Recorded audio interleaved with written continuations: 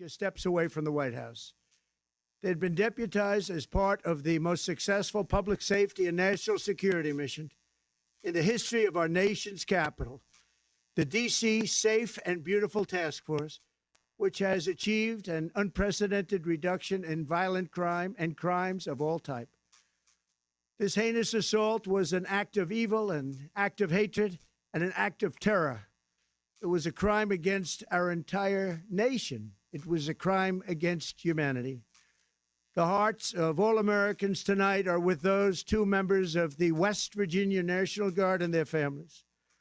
The love of our entire country is pouring out for them, and we are lifting them up in our prayers. As we are filled with anguish and grief for those who were shot, we're also filled with righteous anger and ferocious resolve.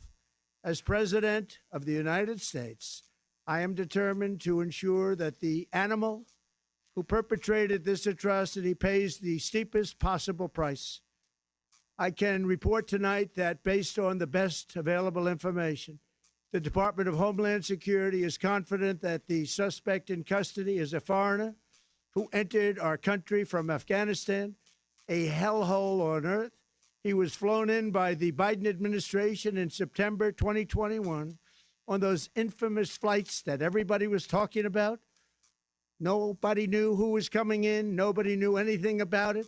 His status was extended under legislation signed by President Biden, a disastrous president, the worst in the history of our country. This attack underscores the single greatest national security threat facing our nation. The last administration let in 20 million unknown and unvetted foreigners from all over the world, from places that you don't want to even know about. No country can tolerate such a risk